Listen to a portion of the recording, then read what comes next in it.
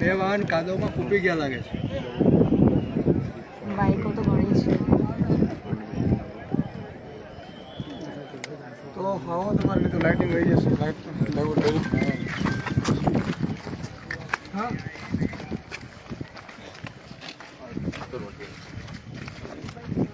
એટલે બાઇટ કરી લેવી છે કોમન પછી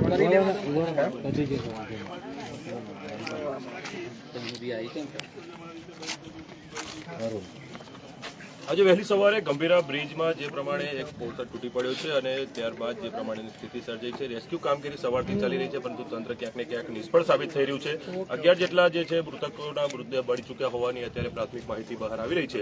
આમ આદમી પાર્ટી નેતા ઈશ્વર ગઢવી અત્યારે આવી પહોંચ્યા છે. સાહેબ, જે પ્રકારે અવારનવાર આ પ્રકારની ઘટનાઓ એક બાદ એક મોરબી હોય કે વડોદરા હોય, રાજકોટ હોય, શું લાગે છે ક્યારે આ પ્રક્રિયા થશે? જ્યાં ભાજપની સરકાર છે ત્યાં સુધી આ થમે ને એવી લાગતું નથી. 30 વર્ષથી લૂંટ સિવાય કર્યું નથી આ લોકો. શરમ આવવી જોઈએ. આ બ્રિજમાં તો ખાવાનું રહેવા દેવાનું. તમે બીજે ક્યાં ખાઈ લ્યો ને. તમે બ્રિજમાં અહીંયા કોઈ પણ વ્યક્તિ હવે ગરીબ જતો હોય, મધ્યમ વર્ગ જતો હોય, ભાજપના કાર્યકર્તાઓના દીકરા દીકરી જતા હશે, એમનું પણ આ લોકોને શરમ નથી. આજે તમે જુઓ, આ બ્રિજ આખું તૂટેલું પડ્યું છે ઓલરેડી. આ બ્રિજમાં આપણે એમને એમ ચાલતા આપણે તકલીફ પડે એમ છે કે ભાઈ આ ગમે ત્યારે તૂટે એમ છે. અને હજી અધિકારીઓ ભાજપના જ ભાષા બોલે છે. મુખ્યમંત્રી શ્રી ટ્વીટ કરે છે કે 13 પિલરમાંથી એક પિલર છે એ તૂટ્યો એટલે 22 પિલર હજી રાહ જુએ છે મોતની. શરમ નથી આવતી આ લોકોને કેવા નિવેદનો કરવા. મારે દુઃખ સાથે કહેવું પડે છે, પણ એટલું ચોક્કસ કહીશ કે આ જે મૃતકો છે એમના આત્માને ઈશ્વર શાંતિ અર્પે, એમના પરિવારને દુઃખ સહન કરવાની શક્તિ અર્પે, અને જે ઘાયલો છે એ તુરંત સ્વસ્થ થાય. પણ ગુજરાતમાં ભાજપના રાજમાં હવે મનુષ્ય જીવનની કોઈ કિંમત નથી. માત્ર 2-5 લાખ રૂપિયો છે. તમારે જીવવું છે તો આવી રીતે જીવો. અને એમાં તમે જુઓ કે કેમ ભાઈ આપણે એવું નથી કહેતા આપણે મુખ્યમંત્રીની પણ જાન પ્યારી છે, પણ મુખ્યમંત્રીનો કેમ કાફલો અહીંથી નથી કાઢતો ભાઈ? શું પ્રોબ્લેમ છે? મુખ્યમંત્રી વિઝિટ કરી છે નથી કરી? આવ્યા છે. મુખ્યમંત્રીશ્રીએ વિઝિટ પણ કરવી જોઈએ તો આ તંત્ર જાગશે. મુખ્યમંત્રીશ્રીનું બીજું શું કામ છે?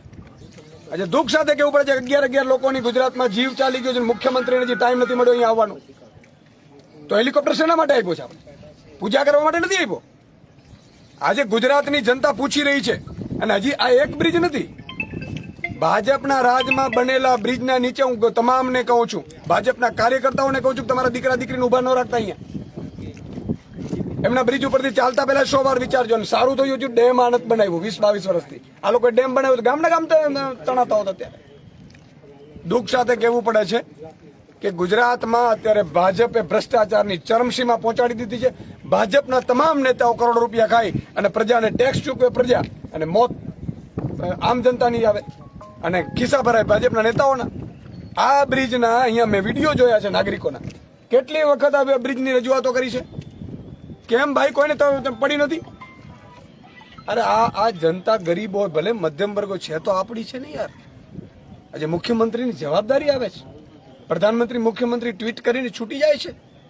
શરમ આવી જોઈએ. 11 લોકોના મૃત્યુ થયા છે અને મુખ્યમંત્રી શ્રી હજી સુધી અહીંયા હેલિકોપ્ટર ઉતાર્યા નથી. બહુ દુઃખદ છે. અને મને એટલું જ કહેવું છે કે હવે તમે લોકોની મજાક બનાવવાનું બંધ કરી દો. આજે જે હું નિવેદનો સાંભળી રહ્યો હતો મંત્રીઓના, અમે તો આ રિપેર કર્યો હતો, તો શેનો રિપેર કર્યો હતો? એનો મતલબ કે રિપેરમાં તમે ભ્રષ્ટાચાર કર્યો, એવું થયું ને? રિપેર કર્યો છે. બીજા મંત્રી કે ભાઈ હાઈ કમિટીની તપાસ કરવામાં આવશે. મોરબી બ્રિજમાં શું હાઈ કમિટી કર્યું? તક્ષશિલા કાંડમાં શું કર્યું? સીટોની રચના થાય, ફલાણાની રચના થાય, ઢીકડાની રચના થાય. આને 27માં કાઢો એટલે આપણે તપાસ કરીને આ લોકોને બધાને જેલમાં નાખવાની જરૂર છે. આપણે તપાસ કરીશું, હાઈ કમિટીની રચના કરીશું, ચમરબંધીને છોડીશું. કયો ચમરબંધી તમારો પકડાનો જ ભાઈ? આજે પીડા થાય છે ગુજરાતની જનતા. અત્યારે દીકરા દીકરીઓને બ્રિજ ઉપર મૂકતા ડરે છે. કેટલા સાધનો ગરકાવ થયા છે, હજુ સુધી કાટમાળ હટાવી નથી રહ્યા, તંત્રની જે છે તમામ પ્રયત્નો નિષ્ફળ જઈ રહ્યા છે. શું લાગે છે કે જે પ્રમાણે વિકસિત ગુજરાતની વાત ચાલી રહી છે, કયા પ્રકારની વ્યવસ્થા હજુ તંત્ર પાસે આ પ્રકારના પરિસ્થિતિને પહોંચી વળવા માટેની પણ પૂરતી તૈયારી નથી જોવા મળી? ભાજપના રાજમાં તમે જુઓ, તક્ષશિલા કાંડમાં એને 20 ફૂટની સીડી નહોતી, એ મુંબઈ બંદરે પડી હતી એમને. અહીંયા એ તંત્ર કરશે શું? તંત્ર આવે છે મનુષ્યમાંથી, અને ભાજપના રાજમાં તંત્ર બોલી કોણ શકશે? સાઈડ પોસ્ટિંગમાં નાખી દેશે તંત્રને. એટલે પેલા એન્જિનિયરોનો બાયટો સાંભળતો હતો, જર્જરિત નથી તો શું થયું? અરે એન્જિનિયરિંગ કરીને આવ્યો છો, તમે ઘાસ ખાઈને આવ્યો છો, તમને એટલી ખબર નથી પડતી કે જર્જરિત? મને દેખાય છે હું એન્જિનિયર નથી, સામ જનતાને દેખાય છે, લોકોએ રજૂઆત કરી છે ને આમને કઈ દેખાતું નથી. અને માત્ર ડેપ્યુટી કલેક્ટર શ્રી અને 4 અધિકારીઓને મૂકી દીધા છે. 11 લોકોનો જીવ ગયો છે. જીવનો વેલ્યુ જ નથી. બહુ દુઃખદ ઘટના છે. જે પ્રકારની આ પરિસ્થિતિ છે, કયા પ્રકારના પગલાં ભરવા જોઈએ? જે લોકો જવાબદાર છે તેમની પર કયા પ્રકારની એક્શન હવે ગુજરાતની પ્રજા ઝીંકી રહી છે? પહેલા તો હું એમ કહું છું, મુખ્યમંત્રી મંત્રીઓ રાજીનામા આપી દેવા જોઈએ. આ ફૂલ ટાઈમ મુખ્યમંત્રી છે જ નહીં, આ ધંધા કરે છે. 80% ધંધા કરે છે ને, સત્તાનો ઉપયોગ પોતાના બિલ્ડિંગને ધંધામાં કરે છે. જમીનો ક્યાંથી લેવી, જમીનો ખરીદવી, પછી તો આ બ્રિજમાં એમને પૈડા રહીએ ને. તો પહેલા તો આ લોકોએ તંત્રએ રાજીનામા આપી દેવા જોઈએ. બીજું કે સ્વચ્છ અને સાફ અધિકારીઓ જે છે એને આગળ કરવા જોઈએ. આજે અહીંયા અત્યાર સુધી ચીસો સંભળાય છે. તમે જો શું તૈયારી કરી સાહેબ? હેલિકોપ્ટર ના મુકાય? હેલિકોપ્ટર શું ઘાસ કાપા આવ્યા છે? આપણે તાત્કાલિક ધોરણે થઈ જવી જોઈએ સિસ્ટમ, એને પહોંચી જવા જોઈએ. ઘાયલો એની વ્યવસ્થા થઈ જવી જોઈએ. ડોક્ટરોની ટીમ અહીંયા હોસ્પિટલ તૈયાર થઈ જવી જોઈએ. આ વ્યવસ્થા શું મુખ્યમંત્રીને ખબર જ નથી પડતી? એટલે મારું કહેવાનું એ છે કે આ લોકોને નરેન્દ્રભાઈએ પોતાના નામ ઉપર ચૂંટાવડાવીને બેસાડી દીધા છે આપણી ઉપર.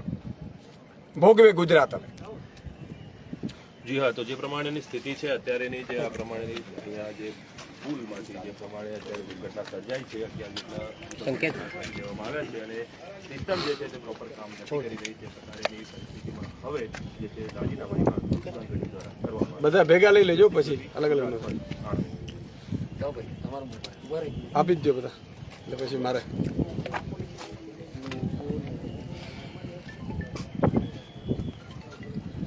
નવું કાઢ્યું. કનેક્ટ થઈ ગયું, આરામ થઈ ગયું. બંધ કરી દો.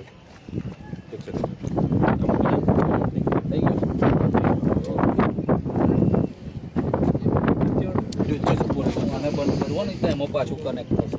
હા, એટલા માટે લાઇટિંગ વહી જશે, ઝડપ કરજો.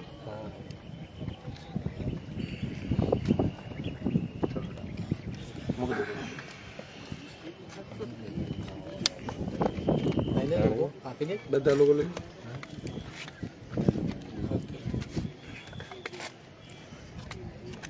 ચલો, ડન છે. જી સાહેબ, ગુજરાત ઉપર વધુ એક કાલી ટીકી શું કહેશે? બિલકુલ આ માનવ સર્જિત હોનારત ફરીથી થઈ છે. આ બ્રિજ એટલો જર્જરિત હતો. સૌરાષ્ટ્ર અને મધ્ય ગુજરાતને જોડતો આ બ્રિજ જે ઘણા સમયથી જર્જરિત હાલતમાં હતો અને વારંવાર સ્થાનિક નાગરિકોએ રજૂઆતો કરેલી છે. આ બ્રિજ આમ જોતાય અહીંયા તૂટેલા છે. તમે જુઓ, અહીંયાથી માણસ એમને ઉતરી જાય એમ છે. એટલી હદે ખરાબ રીતે આ બ્રિજની હાલત છે. છતાંય ન તો મુખ્યમંત્રીને સમય છે, ન મંત્રીઓને સમય છે. અને મંત્રીઓ હજી નિવેદનો કરે છે કે ભાઈ અમે તો આની સમારકામ કરાવડાવ્યું છે. એનો મતલબ એ તો સમારકામમાં પણ અમે ભ્રષ્ટાચાર કર્યો છે. અને સાથે સાથે આ મંત્રીઓના નિવેદનો એવું બતાવે છે કે આમને હજી પણ ગુજરાતના જનતાના મોતની કિંમત નથી. માત્ર 2 લાખ 4 લાખ મોતની કિંમત થઈ રહી છે અત્યારે ગુજરાતમાં.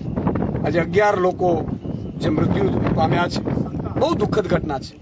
અમે પ્રાર્થના કરીએ છીએ ભગવાન એમના આત્માને શાંતિ આપે, સાથે સાથે એમના પરિવારને દુઃખ સહન કરવાની શક્તિ આપે અને જે ઘાયલો છે જલ્દી સ્વસ્થ થાય એવી પ્રાર્થના કરીએ છીએ. પણ હું મુખ્યમંત્રીશ્રીને કહેવા માંગુ છું, પાર્ટ ટાઈમ મુખ્યમંત્રીશ્રી છોડી દો. તમે ફૂલ ટાઈમ દાવો. બિલ્ડરના ધંધાના જે બીજા ધંધા મંત્રીઓ કરે છે, મંત્રીઓ ખરેખર ફૂલ ટાઈમ કામ કરવું જોઈએ. અને આ માર્ગ અને મકાન વિભાગ મુખ્યમંત્રી પોતે રાખીને બેઠા છે અને પોતાની ખબર નથી કે 23 પિલ્લરમાંથી 1 પિલ્લર તૂટ્યું એટલે 11 લોકોના મોત થયા. એટલે કે 22 પિલ્લર હજી પણ એવા છે, એમ જર્જરિત છે, હજી પણ મોતની રાહ જુએ છે. તમે મોતના ઉપર તમાશો કરો છો.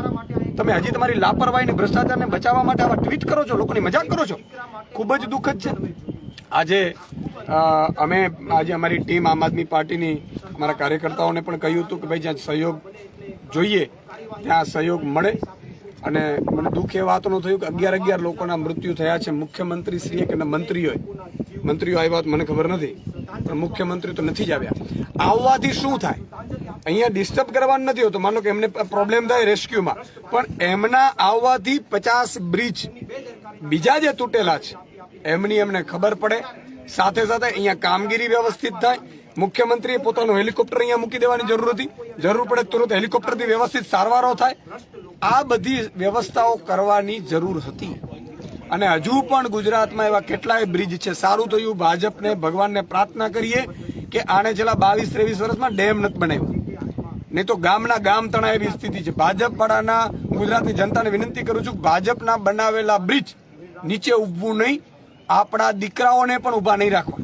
આપણા દીકરાઓને પહેલી સૂચના આપી ભણવા જાય, બેટા ભાજપના બ્રિજ બનેલા છે એના ઉપરથી ચાલવું નહીં અને નીચે નહીં ઉભવું નહીં તો. અને ભાજપના કાર્યકર્તાઓને પણ વિનંતી કરું છું કે આ ભાજપ માટે મત માંગી અને પાપના ભાગીદાર ન થાવ. તમારા દીકરા દીકરી એકના એકનો પણ આ ભોગ લઈ લેશે. આ લોકોને રૂપિયો બનાવવા સિવાય કોઈ રસ નથી. આજે ગુજરાત આખું આ ઘટનાથી દુઃખી છે. આખું હૃદય ઉકળી ઉઠ્યું છે બધાનું કે વારંવાર. અને તમે જુઓ પાછી એમની નિમ્ન કક્ષાની રાજનીતિ છૂટતી નથી. કોઈને પણ ચમર બંધીને છોડવામાં નહીં આવે. અને હાઈ લેવલની કમિટીની તપાસની રચનાને પીપુડી વગાડી દીધી અત્યાર સુધીની તપાસની કમિટીઓની. શું કરી તમે? મોરબી બ્રિજમાં શું થયું? રાજકોટ અગ્નિકાંડમાં શું થયું?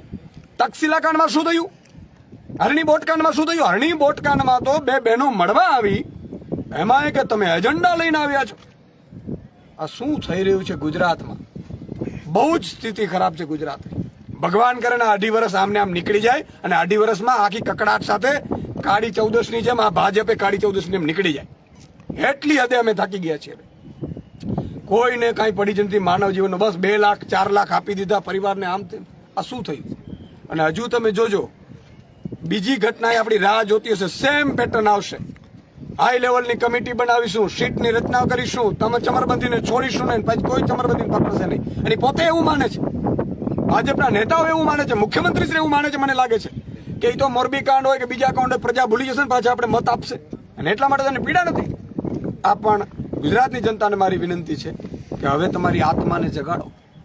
જો આજે તમારી આત્માને નહીં જગાડો, અધિકારીઓને પણ મારી વિનંતી છે તમારી આત્માને જગાડો, નહીં તો તમારા એકના એક સંતાનો પણ ક્યાંક બ્રિજ નીચે આ ભાજપના પાપના બ્રિજ નીચે આવી જશે અને તમારી પાસે પછી આપણે અફસોસ કર્યા સિવાય કશું નહીં રહે. તો સમય છે, જાગો અને તમામની આત્માઓને જગાડો.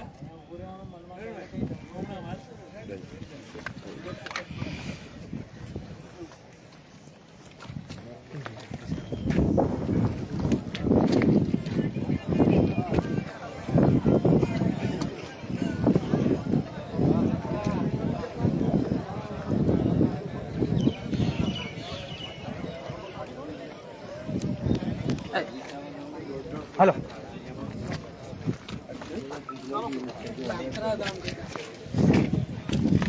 બે મિનિટ અહીંયા બોલો કે આ બ્રિજ છે, અમે આવ્યા હતા લાઈવ છે.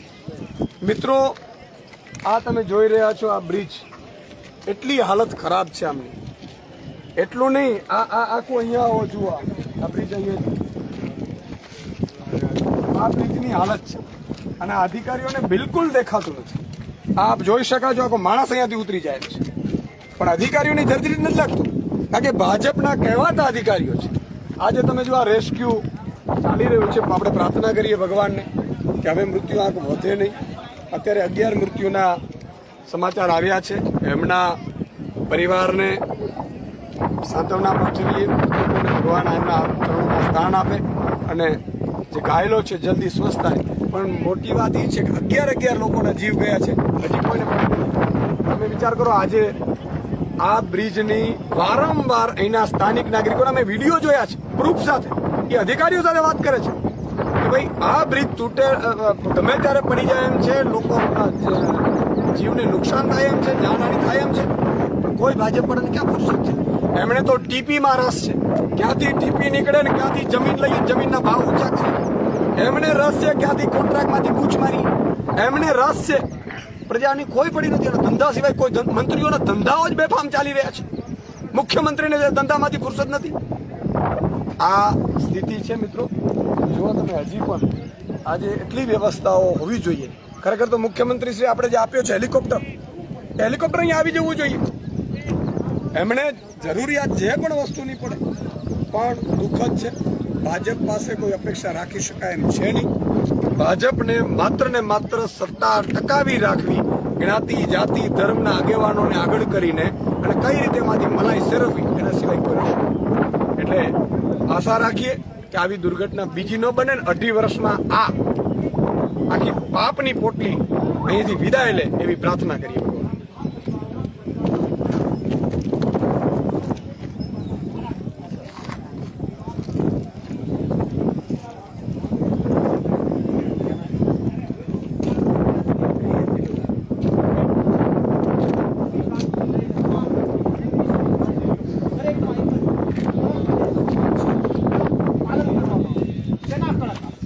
હવે તો મારું એવું માનવું છે કે હવે તો લોકો શ્રદ્ધાંજલિ આપીને પણ થાક્યા છે, દુઃખ વ્યક્ત કરીને પણ થાક્યા છે.